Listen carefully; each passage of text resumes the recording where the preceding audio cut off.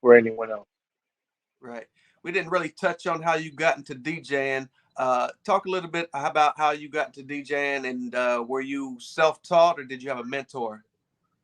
Yeah, the guy Ed Locke who founded Nasty Mix, the man behind uh, putting Mix Night together, he was originally a DJ on the radio station, and he was the one that advised me to go to Bellevue Community College and take a radio class there, and it was kind of ironic how uh, at his house where he lived with his mom and his sister, and his sister cut hair at his house.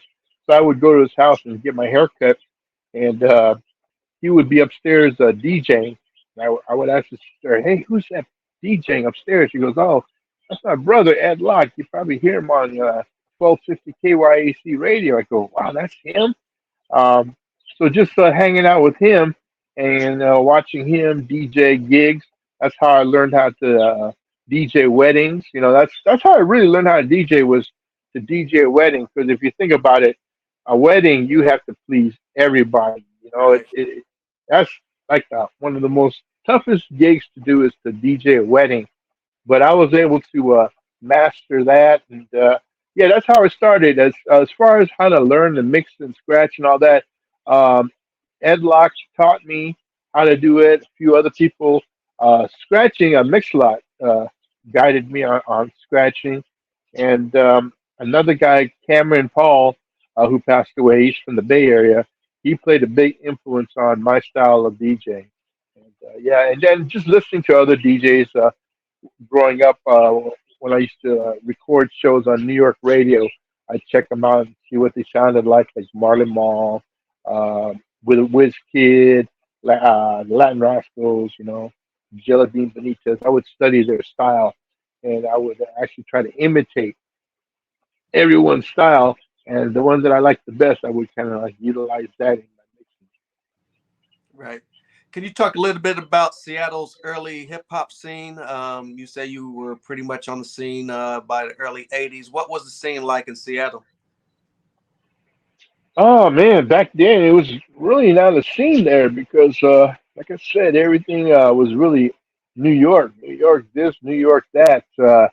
I think the only West Coast group that was starting to make noise at that time was probably Rodney O, Egyptian Lover, um the Wrecking Crew. Um, but as far as Seattle, yeah, you know, I think it was if it wasn't for me being the guy that people knew will play your record. That's how groups like NWA, Eazy-E, MC Hammer, LL, all those guys became really well known in Seattle because I was the only guy they knew that would play it on the radio, and the only radio station that really played hip hop. Um, yeah, so that was the scene back then. You know, it was cool. You know, Run DMC would come and perform it in Seattle and would sell out. Yeah, but yeah, I think when Mix-a-Lot and I teamed up, we used to throw a lot of parties and gigs at big halls and stuff, and everyone in Seattle would come and party with us. And yeah, those were some good old days. You know, we're talking like mid '80s. Right. When you decided to form that label, what ideas or conversations did you have as far as some of the acts that you guys wanted to sign? In the beginning, it was just Mix-a-Lot. It was just straight up Sir Mix-a-Lot. You know, I was more of the promotion guy who learned how to promote our records to radio stations nationwide. Um, but I know Mix-a-Lot really only wanted to put a record out because he wanted to put his name on it so he could scratch his name. You know, I said, "Oh, that's kind of cool," you know. But you know, I just know every time when I played his music on the radio off a cassette tape, we get so many calls and requests for it. So I figured, man, if we had a record label, imagine if people in other cities and states had the same reaction as they did in Seattle, we would probably do pretty well. And yeah, I was right. We ended up going selling gold and platinum, and yeah, that was a big thing for us. Right. I believe the first single was I Just Love My Beat and Square Dance Rap around 85, 86. What do you remember most when that hit the streets? Well, I remember they wanted to put "I Just Love My Beat" as the single, um, because he was kind of known in Seattle as the computerized DJ, and he loved messing with computers, the drum machines. And then people would say, "Damn, he's trying to sound like a Egyptian lover." But that was how he sounded. But when I would play his stuff on the radio, the Square Dance Rap single was the one that got more attention. People would call in and want to hear it. And remember, at that time, we only played rap music only on Sundays, and Mm, then slowly start playing it on the weeknights. But when people started calling during the weekdays and stuff, requesting the Square Dance rap song, that's when we knew we had something there. And it was stations like K Day in LA that really took a chance and played that record, and it blew up like big. It started snowballing to Alabama, Georgia, the Bay Area, the East Coast. Um, but I think Posse on Broadway was the one that really uh, gave us a lot of love. That single right there. But Square Dance opened the doors for us. right. Before recording that Swass album, did you guys tour at all to promote that single? You know what? Yes and no. I think the one the one big tour that we did wasn't really a tour. We were invited to perform in London at that they called it the Fresh Festival Tour, and it was all these popular East Coast groups, and the only West Coast groups on that bill was the World Class Wrecking Crew and us, and uh, and that's because the Square Dance Rap was being played in London, and it was a really really big hit in London, so we were invited to be on that show.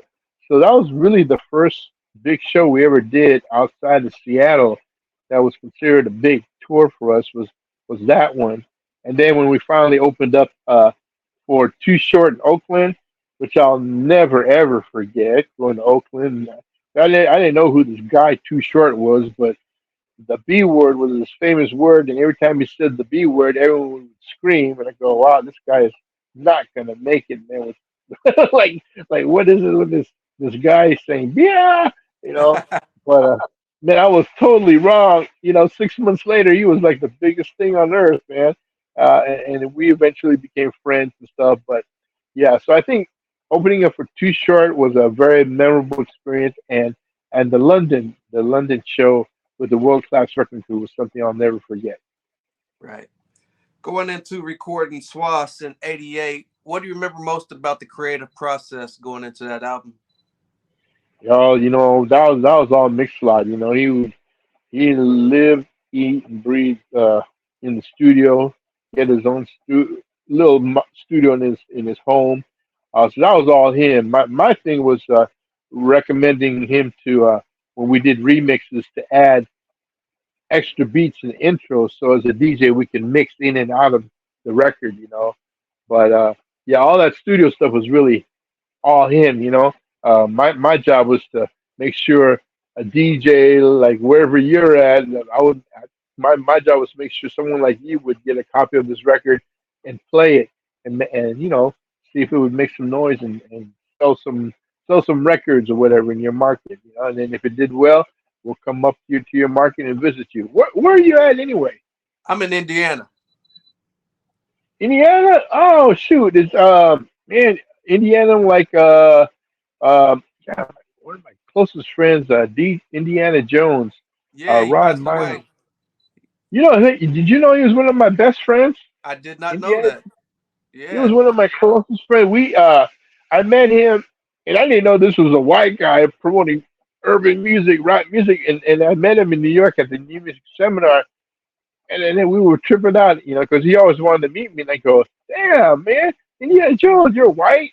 And he was laughing. He was such a nice guy. We worked together. We were the ones who helped break Diggable Planets and Lords of the Underground On nationwide Pendulum on radio. Records. Yeah, actually, because when Nasty Mix Records closed, one of my first projects outside of working Mixlot and all that was working other artists' records, and one of the first ones was Lords of the Underground and Diggable Planets, and no one knew who Diggable Planets was. I didn't even know that the guy in it was from Seattle. I knew Doodlebug was from Philly, but I didn't know the other guy Ishmael was from Seattle.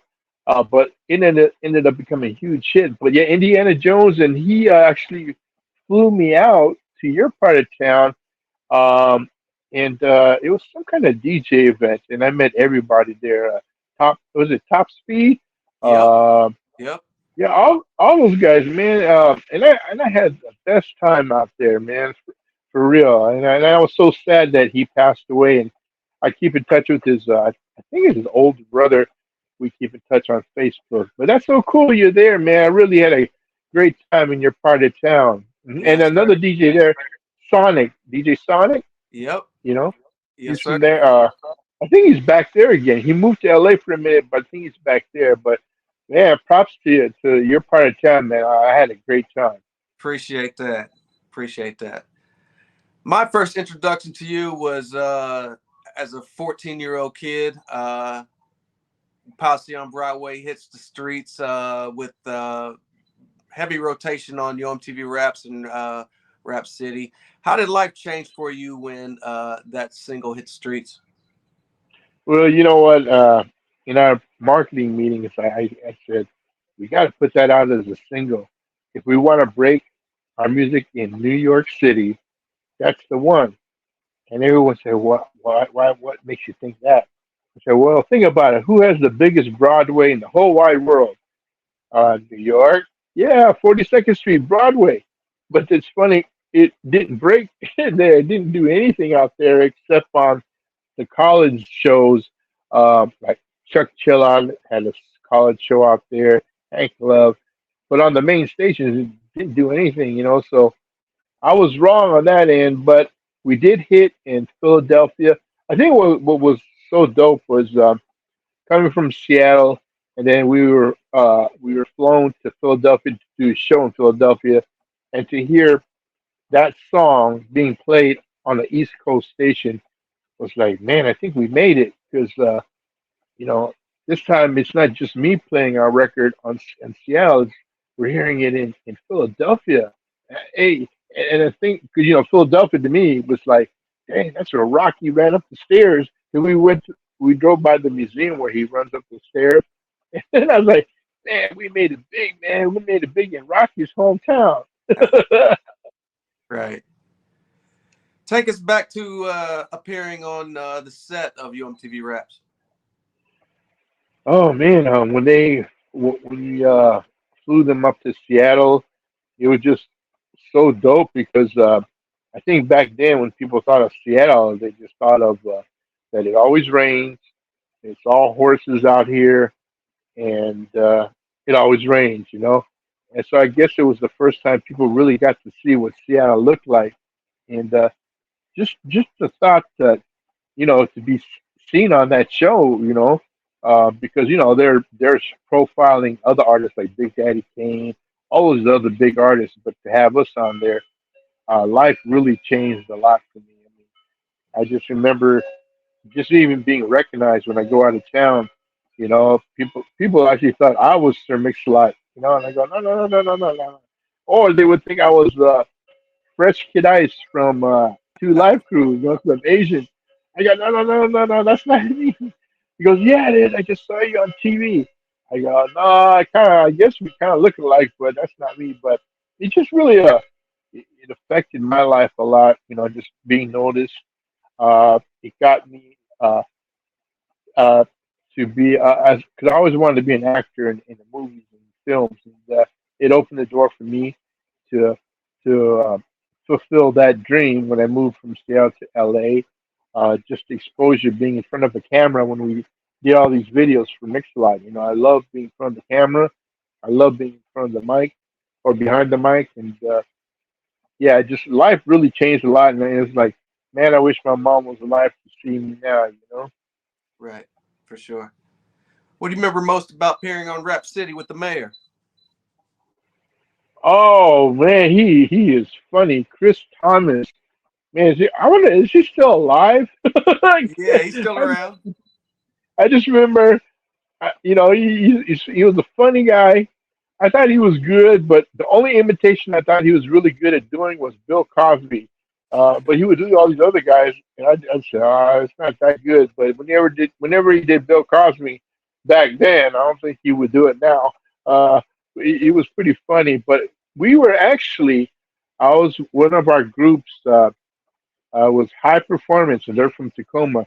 I believe it was them. We actually were on one of the first episodes of Rap City on BET, and at that time they were located in Washington D.C. in that area. I remember that, and that's how we I met Chris Thomas, the mayor. A real nice guy, man. I always wondered what happened to that guy. Great guy.